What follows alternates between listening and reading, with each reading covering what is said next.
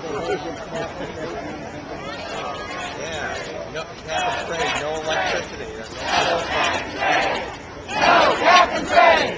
No cap and trade! No cap and trade! Welcome to Washington, D.C.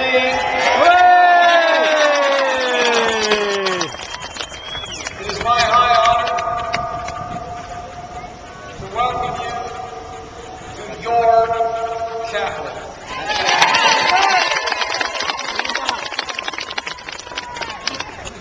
You are here as a part not of a movement that belongs to any political party, but you are here as a movement of the American people that will take a stand for American ideals.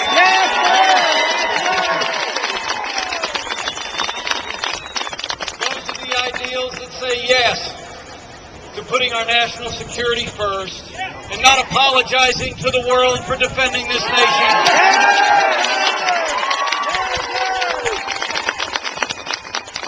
Those are the values that say the Constitution of the United States of America is a document of limited government, and we must respect those constitutional limits. I got to tell you, after the last couple of elections, there's a lot of people that have been writing the obituary on the conservative movement in this country. No way! They better think They said again! it's time for new ideas for America. No! Time for a little bit of hope and change. No! So let me tell you something, everybody.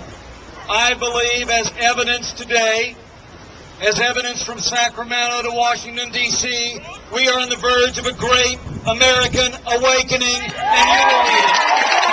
You will lead it.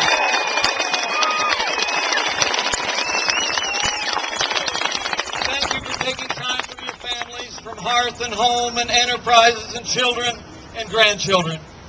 The sacrifices that you've made to be here will not be in vain. Even though last night it didn't appear that Washington, D.C. was listening to the American people, you'll show otherwise. Washington will listen. You will be heard. We will take this Congress back in 2010. We will take America back in 2012.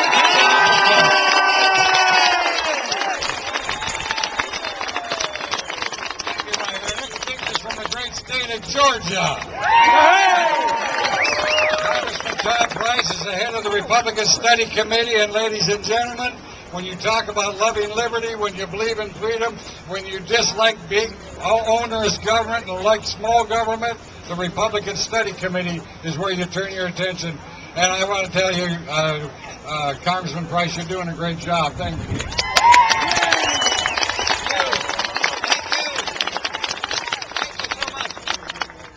I look out here, I don't care what they call you, I call you patriots. You all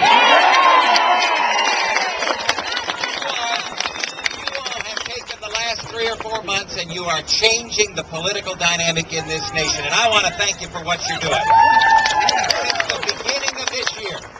Since the beginning of this year, the American people have stood up from east to west and north to south and said we're concerned, we're fearful, and we're angry about the direction in which our nation is headed. And rightly so. We are the greatest nation in the history of the world. America has provided more liberty and more freedom and more dreams and more success for more individuals than any nation ever. And we've done so because we have embraced fundamental principles, fundamental American principles. So one would think that when we had a challenge in our nation, we ought to re-embrace those fundamental American principles. Instead, what we see across this city and from the President and the leadership in the House and the Senate is turning away from those principles. So we see reckless runaway spending. We see a national energy tax.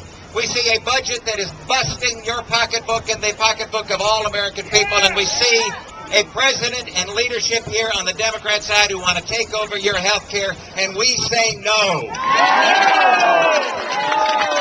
The most troubling aspect of all of this is that there are wonderful, positive solutions to all of the challenges that we face that embrace fundamental American principles. As chairman of the Republican Study Committee, I'm privileged to bring forth so many of those. I urge you to visit our website. Republican Study Committee, www.republicanstudycommittee.com. I want to thank you so much for coming. I want to share with you in my final moment the words of Samuel Adams, who said, "It doesn't take a majority to prevail, but an irate and tireless minority, keen on setting brush fires of freedom in the minds of men." Thank you so much for setting those brush fires.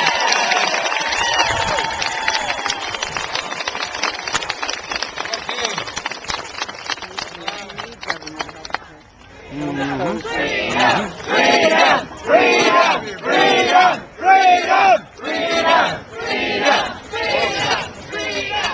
All right, our next speaker from the great state of Arizona is one of the principal innovators in healthcare reform. John Shattuck has been offering legislation to improve the quality and reduce the cost of your health reform since before President Obama was in the Illinois Senate. John Shattuck, we love you, man.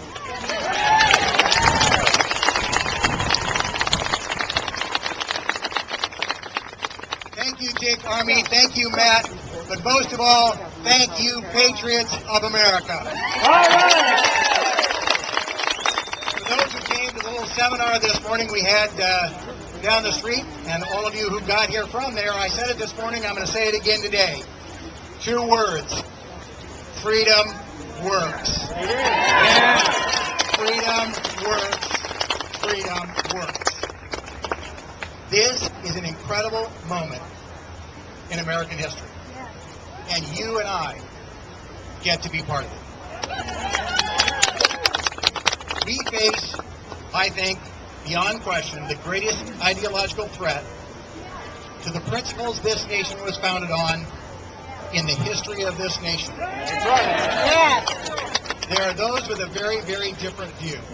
There are those who believe in a collectivist society. There are those who call themselves not just liberals, but progressives, who want to change the terms on which this nation was created. And you know what? They are dead wrong. That's right.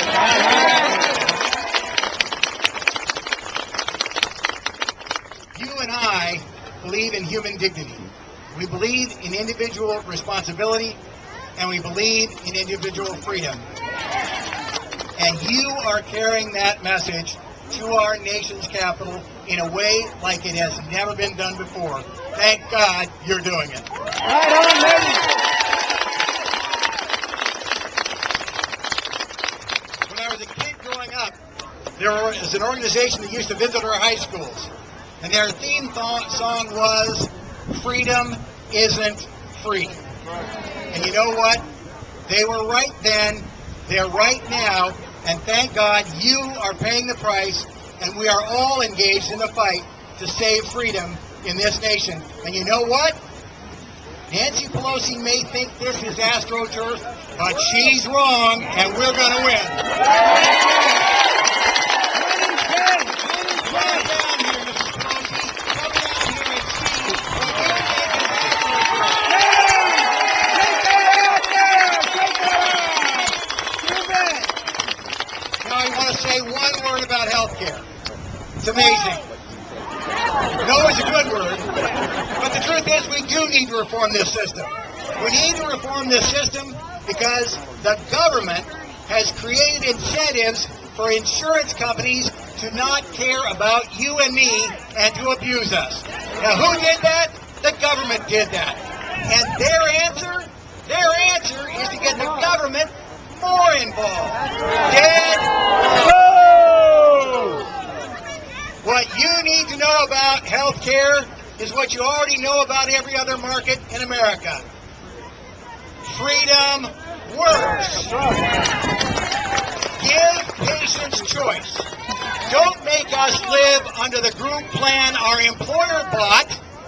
Why should our employer be buying our health care plan? Why can't we buy it on the same tax-free basis that our employer buys it? Right now, your employer and the plan it picked stands between you and your doctor. That makes no sense. You know what Barack Obama wants to do? He wants to put the gun